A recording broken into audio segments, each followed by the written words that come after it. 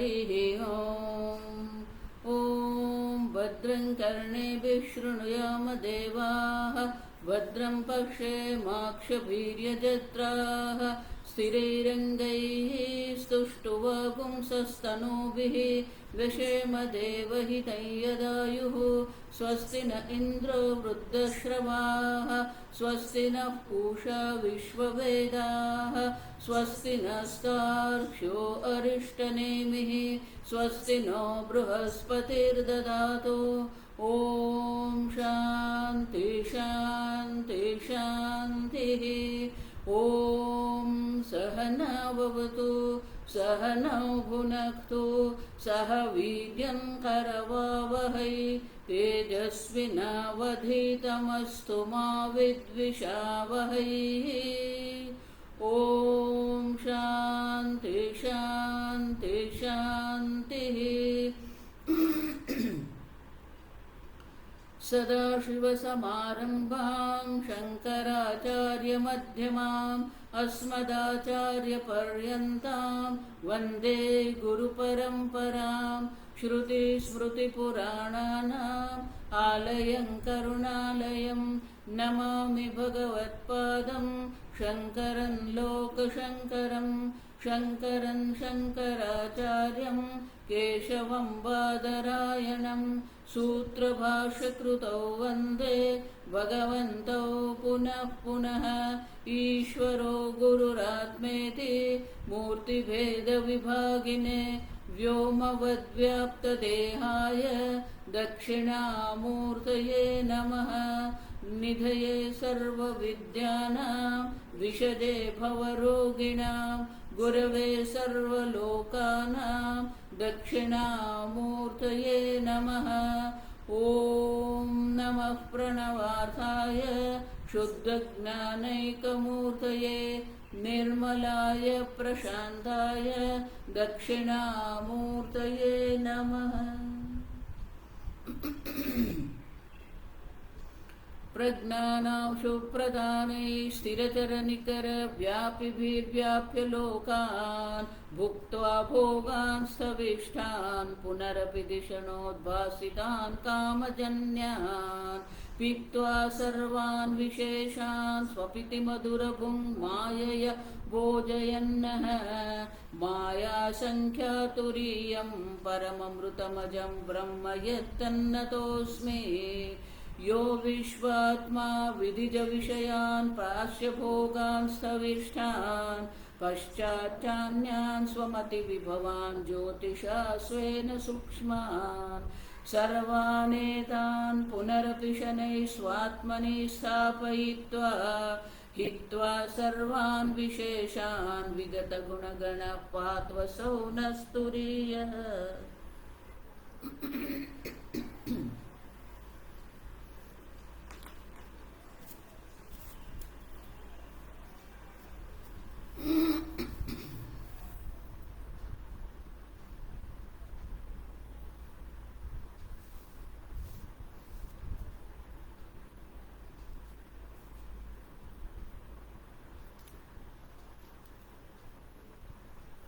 Gita press पाना number 83। प्रथम का वैतथ्यं सर्वभावानां, वैतथ्यं सर्वभावानां, स्वप्न आहुर्मनीषिणः, स्वप्न आहुर्मनीषिणः, अन्तस्थानात्तु भावानां, अन्तस्थानात्तु भावानां, संवृतत्वेन हेतुना, संवृतत्वेन हेतुना।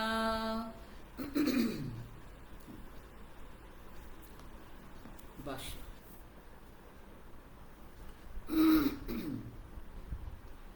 आहुः आहुः कथयन्ति कथयन्ति मनीषिणः मनीषिणः प्रमाणकुशलाः प्रमाणकुशलाः वैतथ्यहेतुमाह वैतथ्यमेहेतुमाह अन्तस्थानात् अन्तस्थानात् अन्तः शरीरस्य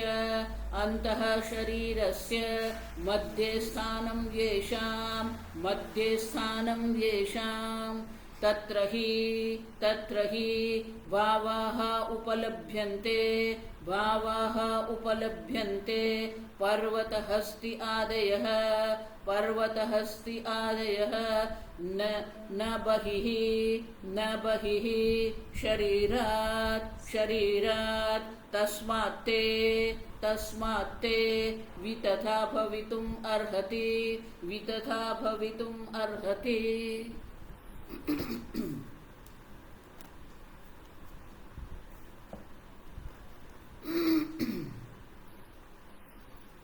आहुः मनीषिणः। कल देखना कौन कह रहे हैं? गौड़पादाचार्य जी कहते हैं मैं नहीं कह रहा हूं। आहुः मनीषिणः, मनीषी कोने कहते हैं?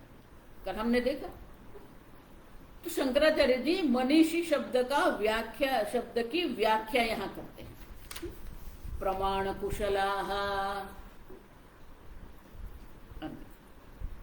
जो प्रमाण कुशल है। क्यों? क्योंकि जो ज्ञान है, ज्ञान प्रमाण कुशल होना चाहिए। ज्ञान प्रमाण से ही है, किसी अन्य प्रकार से ज्ञान की संभावना नहीं है, आप समझो। और इसलिए शंकराचार्य जी कहते हैं कि ये जो है वो कौन है, ये कहने वाले जो है वो कौन है? प्रमाण कुशला। तो प्रमाण कुशला माने कि स्वामी जी कहते हैं they know how to handle the means of knowledge. तो शास्त्र प्रमाण है, तो शास्त्र प्रमाण को प्रमाण दृष्टि से ही हमें देखना है। जिस प्रकार से आपको जितनी श्रद्धा ये अपने चक्षुरेंद्रिय पर है, जितनी श्रद्धा आपको अपने श्रोत्रेंद्रिय पर है, उतनी ही श्रद्धा ये शास्त्र प्रमाण पर होनी चाहिए। और ये मनीषी जन जो है वो कैसे है? प्रमाण कुशलाः, प्रमाण कुशल है। ये शास्त्र प्रमाण जो है, शास्त्र प्रमाण से उपदेश कैसे करना है, उपदेश करने की प्रक्रिया क्या है, वो सब कुशलता उनमें है। देखो, शास्त्र पढ़ना एक बात है, शास्त्र पढ़ाना दूसरी बात है, लेकिन शास्त्र को प्रमाण दृष्टि से पढ़ाना ये तीसरी अलग बात है। आप समझो, क्योंकि शास्त्र पढ़ना है जो है वो तो स्कूल में भी, विद्यालय में भी हम करते हैं, विश्वविद्यालय में पुस्तक पढ़ते हैं हम। तो जिस प्रकार से हम रसायन शास्त्र का पुस्तक पढ़ते हैं, क्या उसी प्रकार से ये उपनिषद पढ़ना है हमें? नहीं। अब वेदांतो नाम उपनिषद प्रमाण, ये उपनिषद प्रमाण है। तो प्रमाण बुद्धि से हमें ये उपनिषद का ध्यान, जो अध्ययन है, करना चाहिए। अब कई बार हम बाजार में जाते हैं ना, मॉल में जाते हैं, मार्केट में जाते हैं, तो किसी व्यक्ति को हम देखते हैं, दूर से देखते हैं मार्केट में, वो देख के हमें आश्चर्य होता है, अरे वो तो अमेरिका गए थे, यहां कहां आ गए? तो हमारे मन में ये प्रश्न है। लेकिन इतनी भीड़ थी तो वो जो व्यक्ति थी उनके और हम नहीं जा सकते थे, और वो मुंह फेर के कहीं चले गए। वो अपने काम के लिए आए थे, हम हमारे काम के लिए आए थे, वो अपना काम करके चले गए।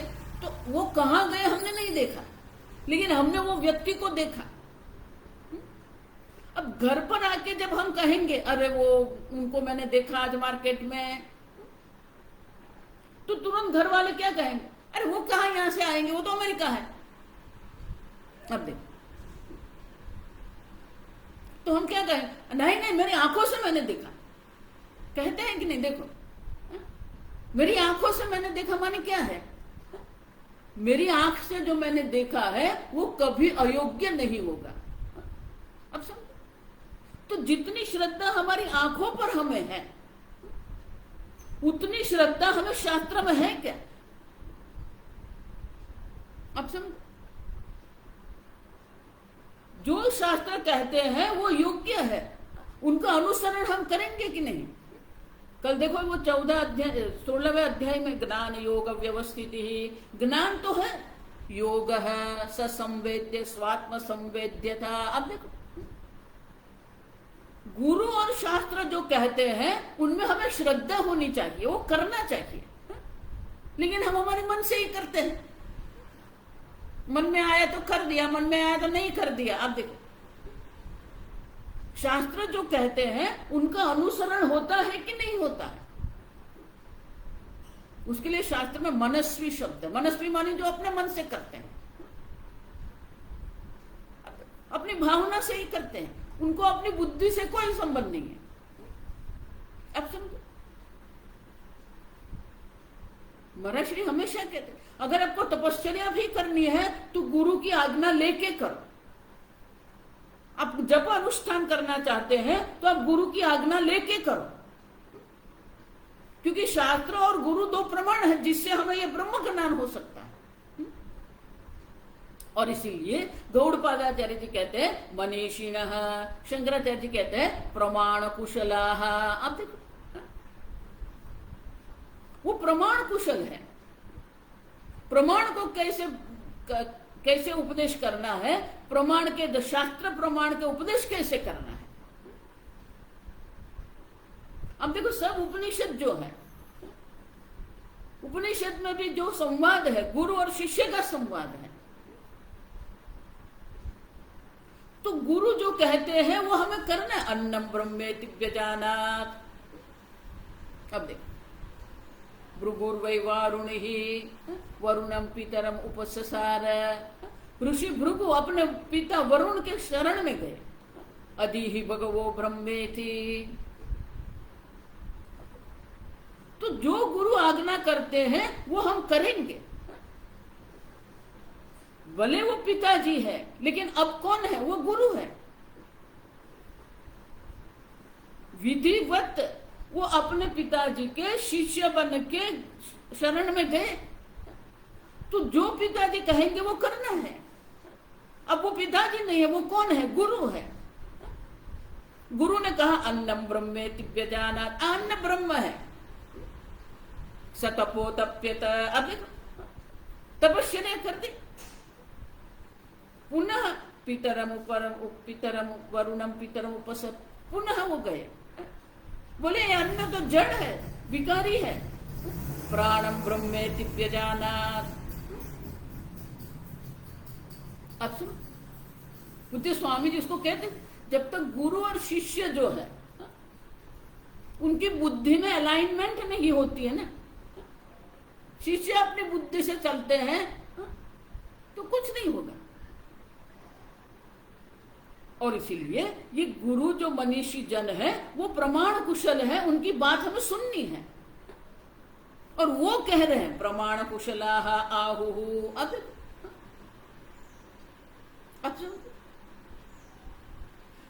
तो उनके ये वितत ये जगत जो है वो वही तथ्य है, वही तथ्य सर्वभावानाम।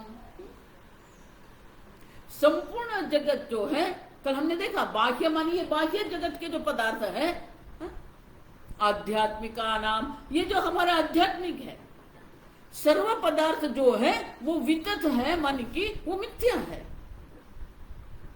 तो आप उसे मिथ्या क्यों कहते हैं? शंकराचार्य जी कहते हैं वही तथ्य हेतुमाह।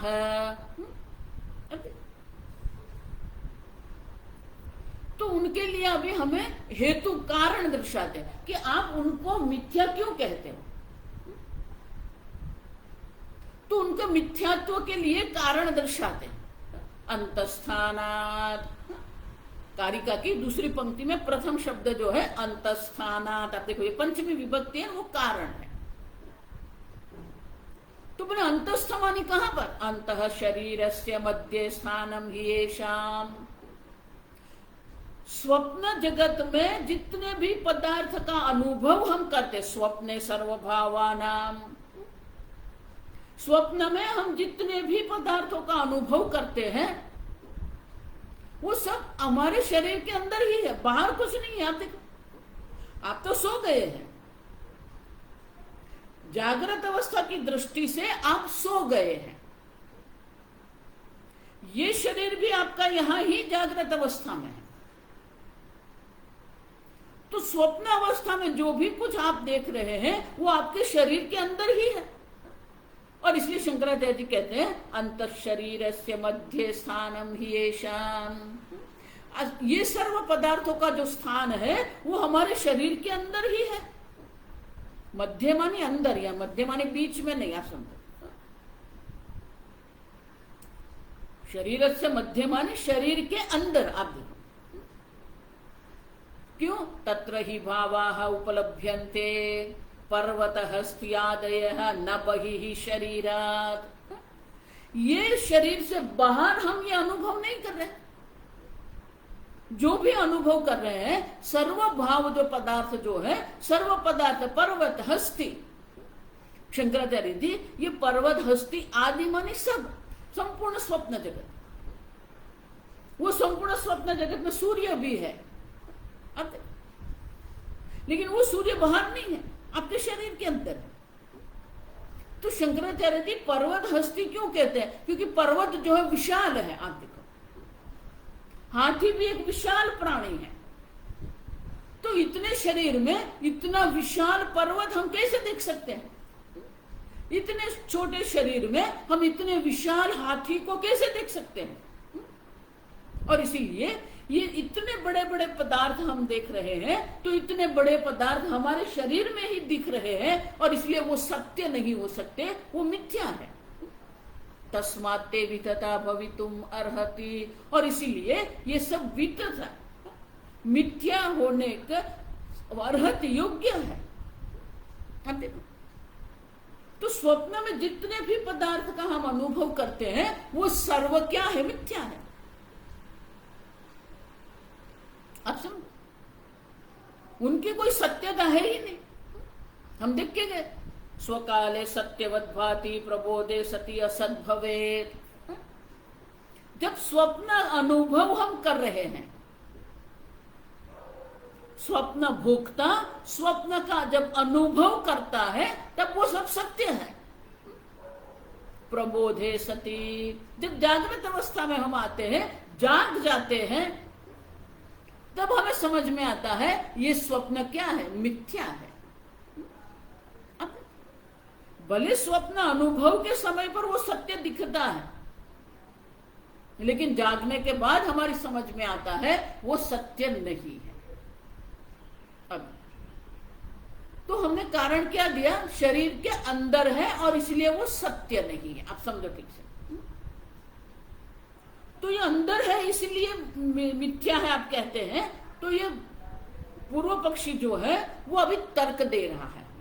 ये अंदर शब्द जब अंतस्थान कहा ना, तो उनके लिए तर्क देता है। हम पहले पढ़ेंगे भाषा। ननु ननु अपवरकादि अपवरकादि अंतः अंतः उपलभ्यमानैः उपलभ्यमानैः घटादिभिः घटादिभिः अनैकान्तिकः हेतुः अनैकान्तिकः हेतुः इति आशंक्य आह संवृतत्वेन हेतुना इति संवृतत्वेन हेतुना इति। आप बोल रहे हैं कि वो अंदर है और इसीलिए वो मिथ्या है। अब ये तर्क है ना, हेतु है। तो हेतु जो है, हेतु की एक विशेषता होती है। अब समझो,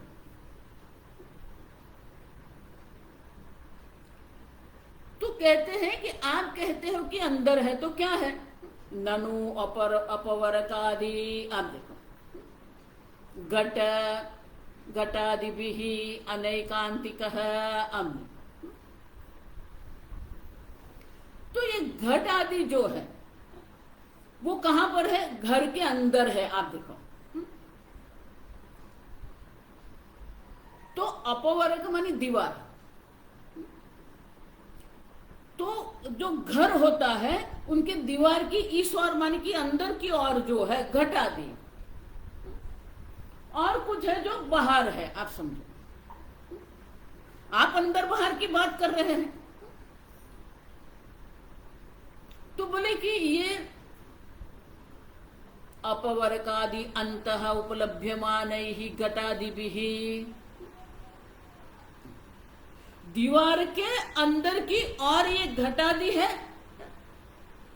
तो दीवार के अंदर ये घटादी है, तो उसके कारण क्या आप कहेंगे, आप देखो कि ये घट मिथ्या है, आप नहीं कहेंगे। तो उनका अर्थ क्या हुआ, आपने जो हेतु दे दिया है वो हेतु योग्य नहीं है, और इसको कहते हैं अनैकांतिक। अनैकांतिक माने कि उनका हेतु जो है, जो हेतु आपने दिया है वो अयोग्य है, आप समझे। तो ये हेतु जो है, हेतु की एक विशेषता होती है। अनैकांतिक माने क्या है, वो एक में नहीं है, अनेक अन्य स्थान पर भी वो हेतु हम लगा सकते हैं। जो हेतु है, अगर मैं कोई हेतु दे, तो देखो कई बार हम ये पूछते हैं ना, मनुष्य किसको कहते हैं, तो बोलेंगे दो पैर वाले, उनके दो पैर है इसलिए वो मनुष्य है। अगर ऐसा हेतु आप देते हैं तो वो हेतु जो है अन्य स्थान पर भी देखने को मिलता है। उसको क्या कहेंगे, एक स्थान पर मात्र मनुष्य शरीर में वो नहीं दिखते हैं, अन्य में भी वो दिखेंगे। कहां दिखेंगे, दो पैर। पक्षी भी कैसे होते हैं, दो पैर वाले होते हैं पक्षी भी। तो अगर आप कहेंगे कि जो दो पैर वाले हैं इसलिए वो मनुष्य है, तो फिर पक्षी भी कौन बन जाएंगे, मनुष्य बन जाएंगे। तो उसका अर्थ क्या हुआ, आपका जो हेतु है वो एक मनुष्य शरीर में नहीं, अन्य स्थान पर। अनैकांतिक माने क्या है कि अन्य स्थान पर भी वो देखने को मिलता है। तो आपका हेतु अगर अन्य स्थान पर दिखता है तो फिर वो हेतु नहीं है, अब समझो। और उसी को अनैकांतिक कहते हैं शास्त्र में, ये पारिभाषिक शब्द है। तो दो पैर वाले वो मनुष्य हम नहीं कह सकते, क्यों, क्योंकि पक्षी में भी दो पैर है। उसी प्रकार से अगर आप कहते हैं कि ये स्वप्न जगत में जितने पदार्थ है वो मिथ्या है क्योंकि वो शरीर के अंदर है, तो बोले तो फिर ये घटादि जो है, और इसीलिए आप देखो वाक्य में, अंतः उपलभ्यमानैहि घटादिभिः अनैकांतिक हेतु। ये हेतु जो आपका है, अंदर का जो हेतु जो आप दर्शा रहे हैं, वो घट आदि के द्वारा जो दीवार के अंदर, घर के अंदर वो उपलब्ध हो रहे हैं। तो घर के अंदर घटादि उपलब्ध होने के कारण आपका जो हेतु है वो अनैकांतिक हो गया। देखो एक संपूर्ण वैतथ्य प्रकरण जो वो तर्क ही है, उसमें आपकी भावना का कोई यहां पर किसी प्रकार से कोई सम्मान आपकी भावना का नहीं। नहीं ये मेरा पुत्र है, वो कैसे मिथ्या हो सकता है।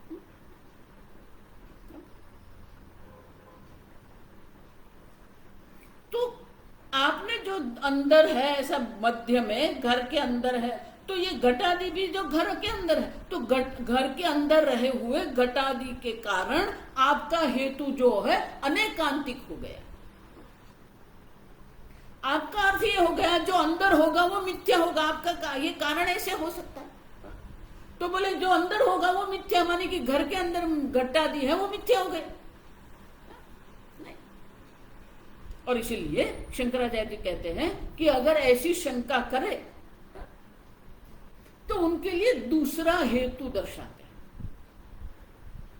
शरीर के अंदर है वो एक हेतु है, अब वो जो हेतु की जो अनैकांतिकता जो है, उनकी निवृत्ति के लिए अब दूसरा हेतु दर्शाते हैं। देखो शास्त्र में किसी भी वस्तु की जब व्याख्या करते हैं तो व्याख्या करने में भी ये देखना पड़ता है कि वो वहां ही जिस वस्तु का हम निर्देश कर रहे हैं वही हमें वो ले जाना चाहिए, अन्य वस्तु की ओर नहीं।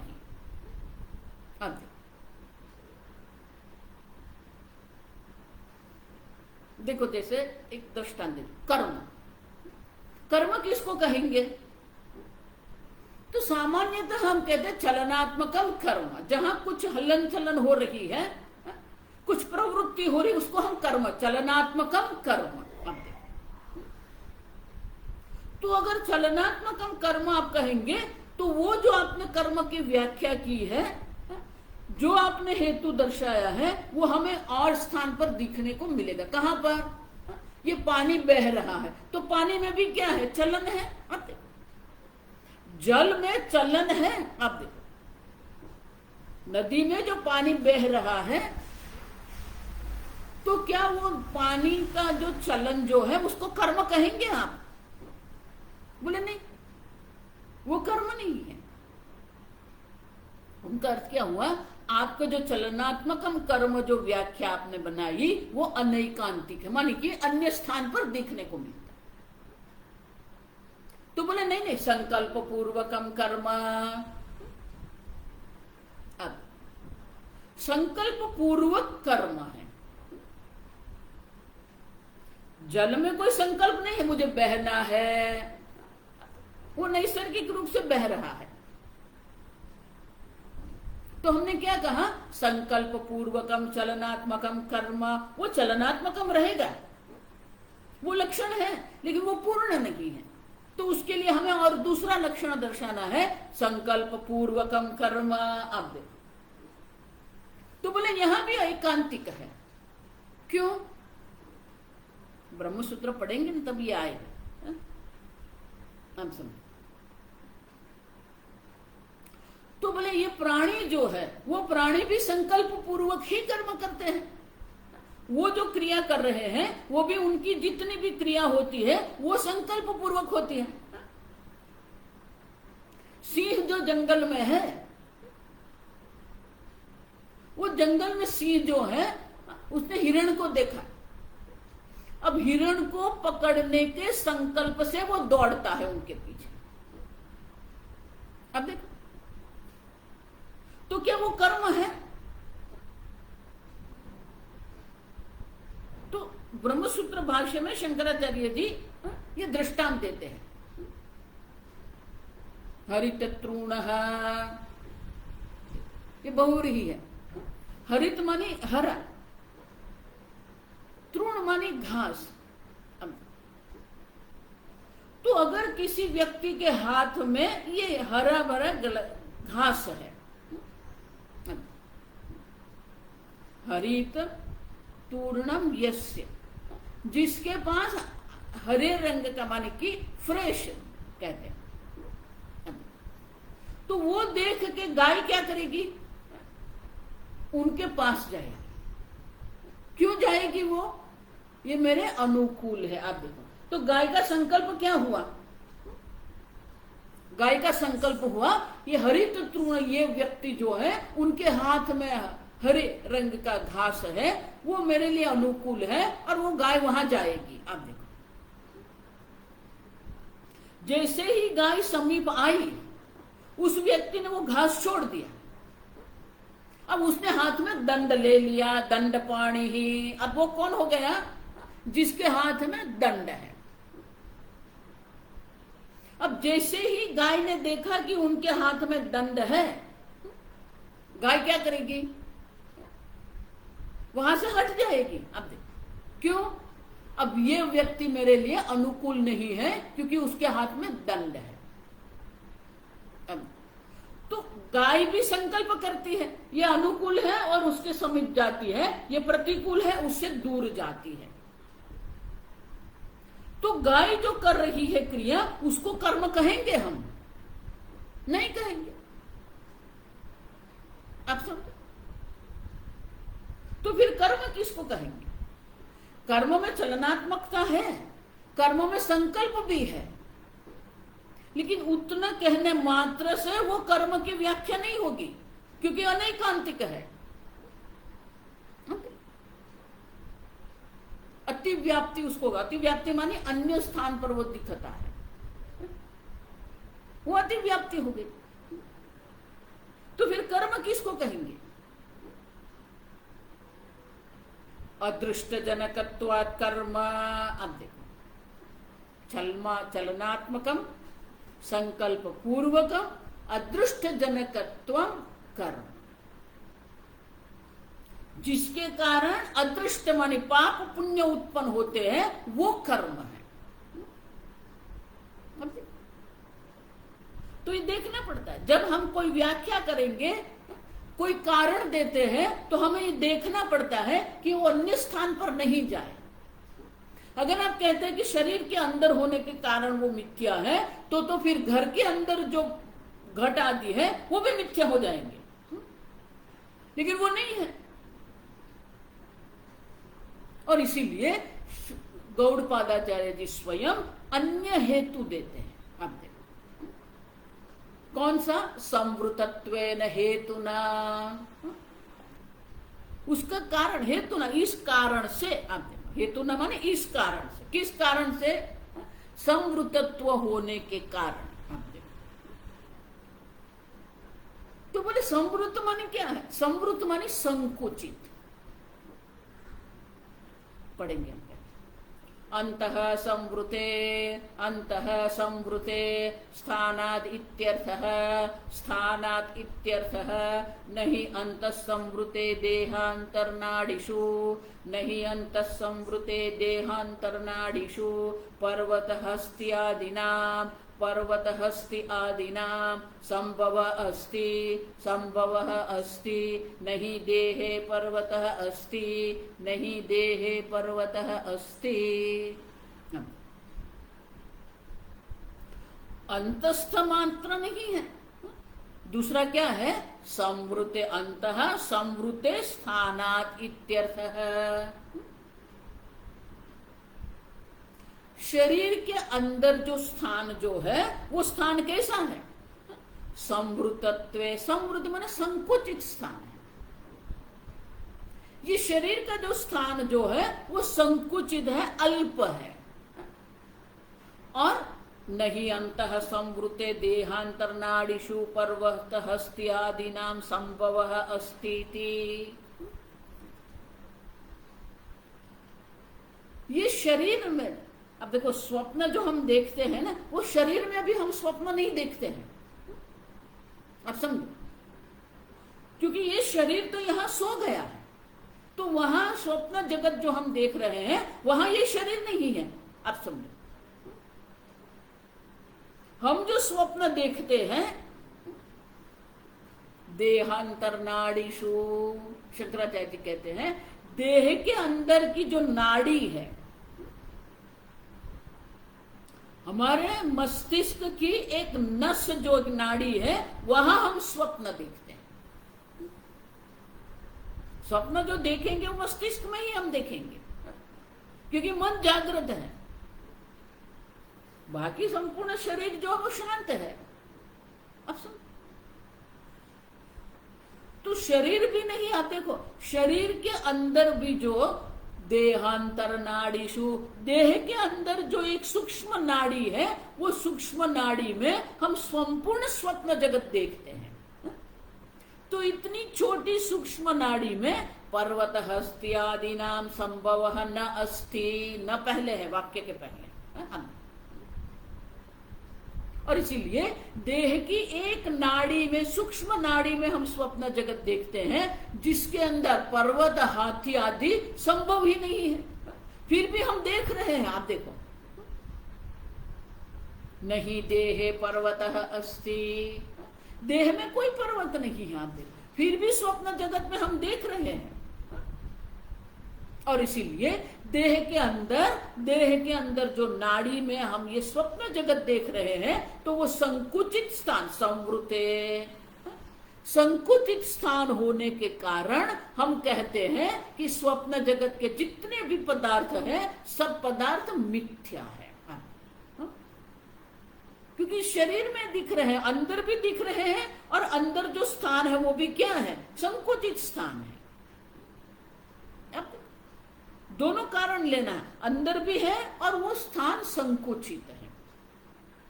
संकुचित स्थान होने के कारण शरीर में जो हम स्वप्न जगत देख रहे हैं, वो स्वप्न जगत के सर्व पदार्थ क्या है, मिथ्या है, वही तथ्य। अब ये सिद्ध हो गया, आप समझो। बहुत सुंदर बात करते हैं कि स्वप्न में हम क्या क्या देखते हैं। मात्र स्वप्न के पदार्थ मात्र हम नहीं देख रहे हैं। अब समझो, बहुत कुछ देखते हैं स्वप्न में, तो और कारण देते हैं। आप समझो, तो दूसरी कारिका में और कारण हमें देते हैं। अब शंकराचार्य जी का भाष्य, स्वप्न दृश्यानां भावानां अंतः संवृत स्थानम इति एतद् असिद्धम। बोले कि ये हेतु आपने दे दिया, फिर भी आप देखो असिद्ध मानी कि ये नहीं है। आप देखो, स्वप्न दृश्याना असिद्धम माने क्या है, वो सत्य नहीं सिद्ध होते। आप देखो, ठीक है, फिर भी क्या है, उनका मिथ्यात्व सिद्ध नहीं होता है, ऐसा असिद्धम। आप देखो, स्वप्न दृश्यानां भावानां अंतः संवृत स्थानम इति एतद् असिद्धम। भले वो अंदर दिख रहे हैं, भले वो संकुचित स्थान में दिख रहे हैं, अब देखो, फिर भी वो संकुचित होते हुए भी आप समझो वो मिथ्या नहीं है। अब बोले क्यों ऐसा कहते हो? क्योंकि ये जो दिख रहा है वो मिथ्या हम क्यों कहते हैं? मात्र अंदर है और संकुचित स्थान है, इतना ही नहीं है, और बहुत कुछ है। वो बहुत कुछ मान कि अन्य बहुत हेतु है जिसके कारण हम कहते हैं कि स्वप्न जगत और स्वप्न जगत के सर्व पदार्थ मिथ्या है। और इसीलिए गौड़पादाचार्य जी दूसरे बहुत सारे कारण हमें दर्शाते हैं कि स्वप्न जगत के पदार्थ मिथ्या क्यों है। दूसरी कारिका पर अदीर्घत्वाच्च कालस्य गत्वा देशान्न पश्यति प्रतिबुद्धश्च वै सर्वः तस्मिन् देशे न विद्यते।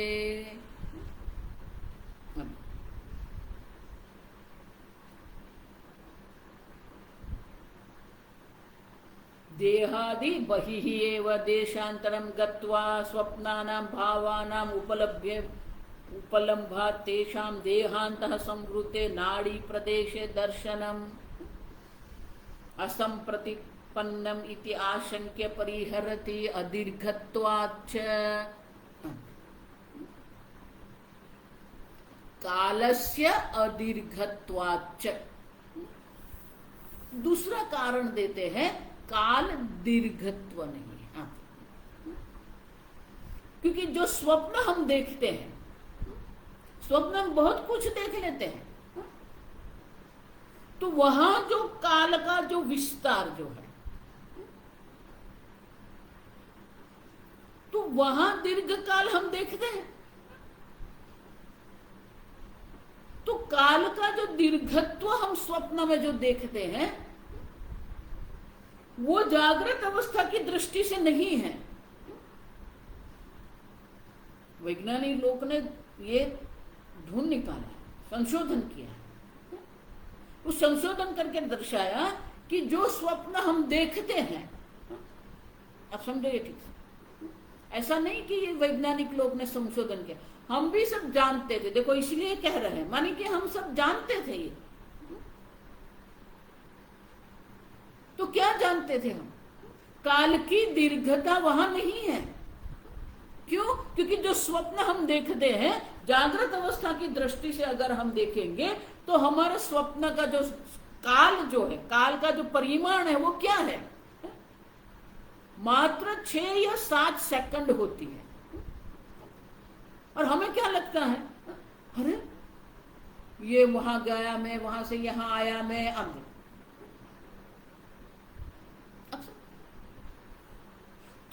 वहां तो काल की दीर्घता है, आज है, कल है, 2 दिन है, 3 दिन है।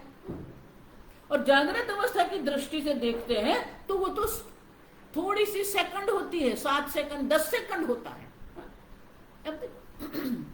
तो मात्र स्थान की संकुचितता नहीं है, काल की भी संकुचितता है, समझ रहे हो?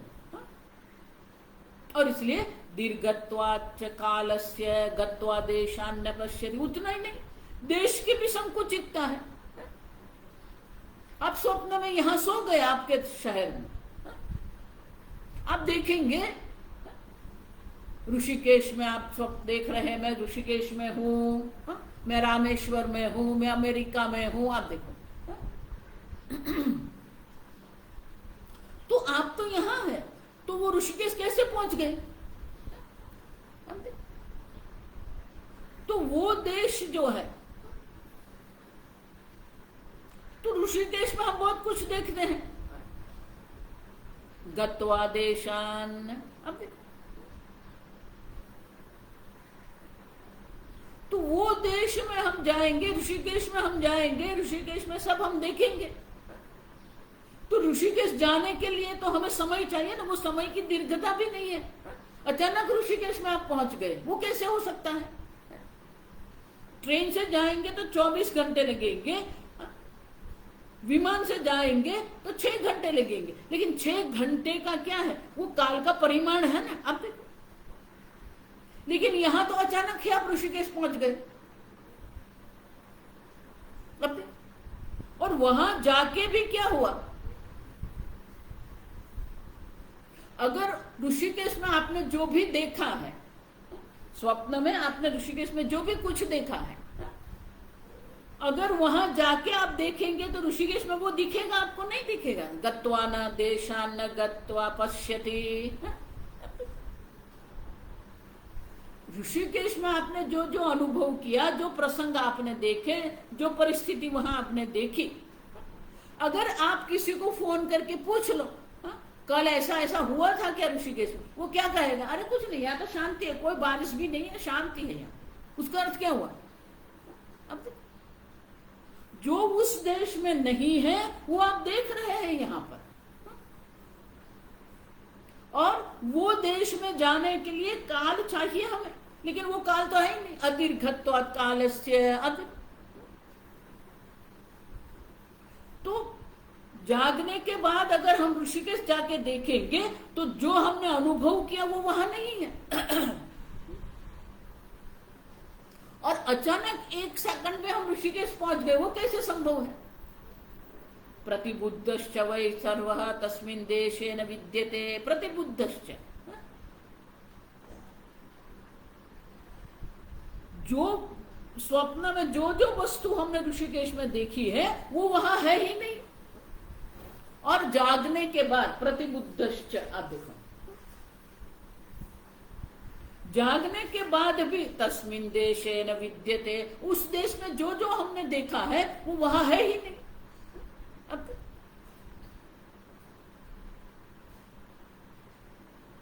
और इसलिए कहते हैं बहिः, अब देखो, स्वप्न उपलब्ध पक्षे दोषांतरमाह प्रतिबुद्धश्च इति। जो जो स्वप्न में हमने देखा है वो जो काल का भी संकुचितता है, देश की भी संकुचितता है। क्यों? प्रतिबुद्धश्च, जागने के बाद अगर आप देखेंगे तो जागने के बाद आप देखते हैं कि वो वहां है ही नहीं, और आप ऋषिकेश गए भी नहीं। आप देखो, पहली बात तो ये है कि आपने देखा कि आप ऋषिकेश में, जागने के बाद आप देखते हैं आप ऋषिकेश में नहीं है। अब सुन, सर्वः तस्मिन् देशे न विद्यते, वो सब जो है वो उस देश में नहीं है। जो जो ऋषिकेश में नहीं है वो सब आप देख रहे हैं। अब सुन, और इसीलिए ये स्वप्न जगत के सर्व पदार्थ जो है वो मिथ्या है। भाष्य पढ़ेंगे। यस्मात् प्राच्येषु सुप्त उदक्षु स्वप्नान् प्राच्येषु सुप्तः प्राच्येषु सुप्तः उदक्षु स्वप्नान् पश्यन् इव दृश्येत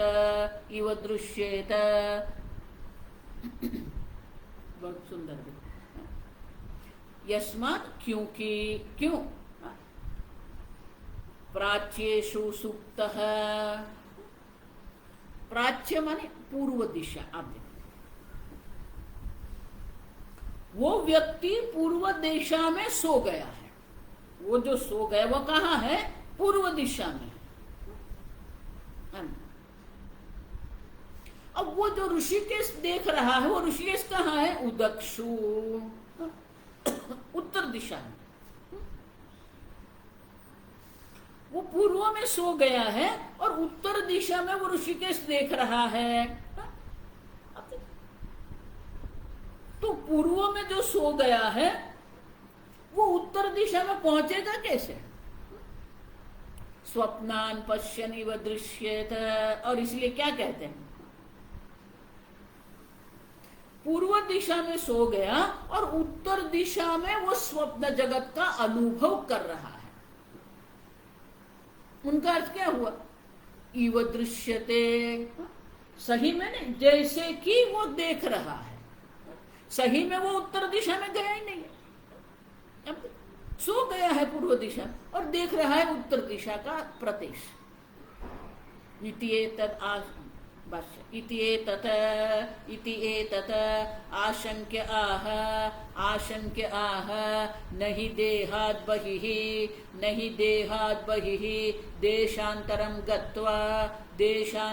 गत्वा स्वप्नान् पश्यति यस्मात् सुप्तमात्र एव देहदेशादि योजनशतान्तरिते मासमात्र प्राप्य देशे स्वप्नान् पश्यन्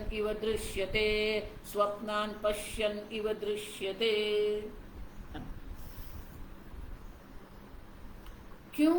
अदीर्घत्वात् कालस्य, काल की दीर्घता वहां है ही नहीं। क्यों? क्योंकि यस्मात् सुप्त मात्र एव देह देशात्, वो पूर्व दिशा में सो गया है। तो एक स्थान है जहां पूर्व दिशा जो है वहां वो सो गया है। और पूर्व दिशा से आप देखो देह देशात्, जिस देश में वो देह उनका है वो देह के देश से अन्य वो स्थान कहाँ है? योजन शतांतरिते, अंतरित माने दूर, 100 योजन दूर का वो स्थान है। और वो कैसे प्राप्त होगा? शंकराचार्य जी के जो उसके काल के समय से देखेंगे, मास मात्र प्राप्य देशे, उस वक्त वो देश को प्राप्त करना 100 योजन तक जाना जो है वो 1 मास में होता। वो चल के पैदल जाते थे। आप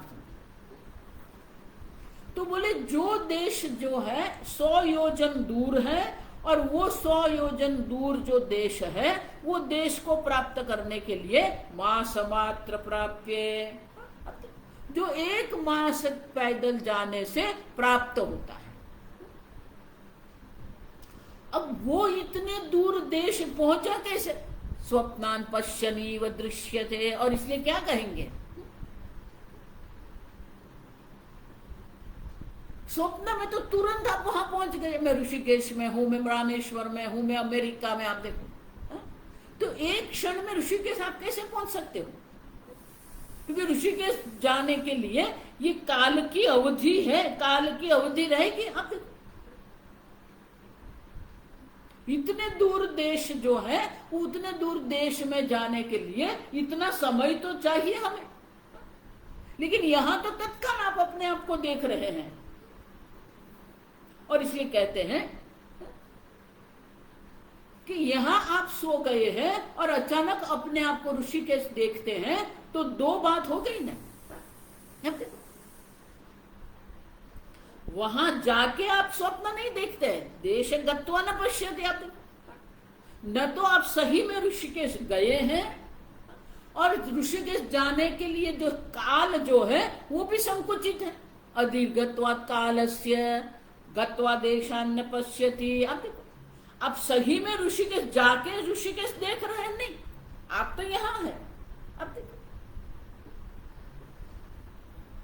पूर्व दिशा में आप सो गए हैं और अचानक अपने आप को ऋषिकेश देख रहे हैं, मानी काल का भी संकोचन है, देश का भी संकोचन है। अब तो, क्योंकि जो स्वप्न जगत आप स्वप्न देख रहे हैं, वो स्वप्न अब वो देश में जाके नहीं देख रहे हैं। गत्वा न पश्यति। अब देखो, यहां ही आपके शरीर में ही आप ऋषिकेश देख रहे हैं। अब समझो, और इसलिए वो सत्य कैसे होगा? अब समझो, और इसलिए शंकराचार्य जी कहते हैं, इस कारण से भी हम कहते हैं कि वो देश में न च देश प्राप्ते आगमनस्य च दीर्घः कालः अस्ति। उतना ही नहीं, वो देश में आप गए ही नहीं। आप देखो, भाष्य पढ़िए। न च तद्देश प्राप्तेः न च तद्देश प्राप्तेः आगमनस्य च दीर्घः कालः अस्ति। आगमनस्य च दीर्घः कालः अस्ति। अतः दीर्घत्वाच्च कालस्य न स्वप्नदृक् देशान्तरं गच्छति।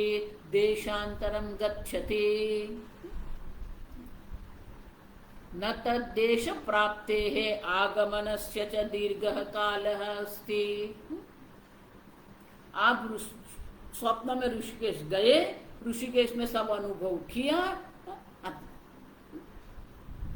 और फिर आप पुनः अपने स्थान पर आ गए। उसका अर्थ क्या हुआ? वो देश में भी आप गए, उसमें भी कोई दीर्घकाल की दीर्घता नहीं है। आगमनस्य, पुनः आप आ गए। कई बार लोगों को ये स्वप्न में दिखता है, क्यों? क्योंकि मन में ऐसा एक संकल्प करके रखा है, एक बार ऋषिकेश जाना है, एक बार ऋषिकेश जाना है। तो क्या देखेंगे? हम बस में गए, बस में बैठ गए, बस में ऋषिकेश गए, ऋषिकेश में सब ये देख लिया, लक्ष्मण झूला देख लिया, फिर वापस आ गए। अब देख, आगमन न दीर्घः कालः, उसमें भी काल की दीर्घता नहीं है। आप ऋषिकेश गए और ऋषिकेश से आगमन, वापस भी आ गए। तो जाने के काल की दीर्घता भी नहीं है, आने के लिए भी उतना ही समय लगेगा जितना समय सही में आपको लगना है। 1 मास में अगर आप ऋषिकेश जा सकते हो तो आने के लिए भी 1 मास चाहिए, लेकिन यहाँ तो तुरंत है। एक क्षण में आप ऋषिकेश गए, दूसरी क्षण में आप अपने देश में आ गए। और इसलिए शंकराचार्य जी कहते हैं, अतः दीर्घत्वाच्च कालस्य न स्वप्नदृक् देशांतरं गच्छति। स्वप्नदृक्, स्वप्न देखने वाला जो स्वप्न दृष्टा जो है, जो आप है, आप समझो इस चीज। देखो, इसलिए मैंने कल मैंने कहा ना कि स्वप्न में 4 बात है। एक स्वप्न जगत है। स्वप्न जगत में आपने ही आपका स्वप्न शरीर बनाया है। स्वप्न शरीर में रहकर वो स्वप्न का भोक्ता भी वहां पर है। देखो, अगर ये स्पष्ट नहीं होगा ना, तो ये जितना भी आप, क्योंकि ये पूर्ण जो वैतथ्य प्रकरण है, ये स्वप्न पर आधारित है। स्वप्न का दृष्टांत लेके गौड़पादाचार्य जी ये सिद्ध करते हैं कि ये जागृत जगत भी मिथ्या है। स्वप्न तो दृष्टांत है। अब दृष्टांत हमें समझा रहे हैं, अगर दृष्टांत ही हमारी समझ में नहीं आएगा तो जो जागृत का मिथ्या तो वो भी हमारी समझ में नहीं आएगा। आप ठीक से समझो। और इसीलिए ये स्वप्न जगत में 4 बात है। पहले ये स्वप्न जगत है, स्वप्न जगत का स्वप्न शरीर है, स्वप्न शरीर में स्वप्न भोक्ता है जो आप है। आप स्वप्न जगत का अनुभव करने वाले स्वप्न भोक्ता है। और ये तीनों को जो देखने वाला है स्वप्न दृक्, वो शंकराचार्य शब्द यहां कहते हैं, वो स्वप्न का दृष्टा है। अब जागने के बाद क्या कहेंगे? मैंने स्वप्न देखा। अब देखो, तो आप जो स्वप्न दृष्टा है, शंकराचार्य जी कहते हैं जो स्वप्न दृष्टा जो है, दीर्घत्वात् च कालस्य न स्वप्न दृग्देशांतरम गच्छति। वो जो देश का आप अनुभव स्वप्न में कर रहे हैं, वहां पहुंचने के लिए काल की दीर्घता है। और इसीलिए जो स्वप्न दृष्टा, जो स्वप्न दृक् है, जो स्वप्न दृष्टा जो आप है, वो अन्य देश में गए ही नहीं। आप स्वप्न दृष्टा ऋषिकेश गया ही नहीं है। आप देखो, स्वप्न जगत ऋषिकेश है, स्वप्न जगत में शरीर भी ऋषिकेश में है, स्वप्न भोक्ता भी ऋषिकेश में है। आप समझ रहे हो? स्वप्न जगत ऋषिकेश है, स्वप्न शरीर भी ऋषिकेश में है, स्वप्न भोक्ता भी ऋषिकेश में है। लेकिन जो स्वप्न दृष्टा जो है वो ऋषिकेश नहीं गया है। समझ रहे हो आप? और इसलिए शंकराचार्य जी कहते हैं काल की दीर्घता होने के कारण वो जो स्वप्न दृष्टा है वो अन्य देश में गया नहीं है, फिर भी वो देख रहा है सब। और इसीलिए गौड़पादाचार्य जी कहते हैं अदीर्घत्वाच्च कालस्य गत्वा देशान न पश्यति। वो जो स्वप्न दृष्टा है वो ऋषिकेश में जाके ऋषिकेश का अनुभव नहीं कर रहा है, अपने ही देह के अंदर एक नाड़ी में ये स्वप्न जगत देख रहा है। तो स्वप्न दृष्टा की दृष्टि से अगर हम देखते हैं तो ये सब क्या है? मिथ्या है, क्योंकि काल की दीर्घता वहां नहीं है और अन्य देश में जाके वो ऋषिकेश का अनुभव नहीं कर रहा है। वो तो है यहां ही, स्वप्न दृष्टा का ही नहीं गया है। अब देखो, और इसीलिए कहते हैं कि अन्य देश में जाके वो अनुभव नहीं कर रहा है, यही देश में बैठा हुआ है, यही देश में वो सो गया है और ये संपूर्ण स्वप्न जगत का अनुभव वो कर रहा है। और इसीलिए वो सत्य नहीं। तो स्वप्न दृष्टा जो है उनके लिए दीर्घ काल की अपेक्षा रहती है, अन्य देश में जाने की अपेक्षा रहती है, लेकिन दोनों नहीं, काल की दीर्घता भी नहीं है और वो अन्य देश में जाके अनुभव नहीं कर रहा है। ये दो कारण है जिसके कारण हम कहते हैं कि स्वप्न के जितने भी पदार्थ जो स्वप्न का जो भी अनुभव कर रहे हैं वो सब मिथ्या है। आगे हम कल देखेंगे। ओम असतो मा सद्गमय तमसो मा ज्योतिर्गमय मृत्योर्मा अमृतंगमय। ओम पूर्णमदः पूर्णमिदं पूर्णात् पूर्णमुदच्यते पूर्णस्य पूर्णमादाय पूर्णमेवावशिष्यते। ओम शांति शांति शांति। हरि ओम। श्री गुरुभ्यो नमः। हरि ओम।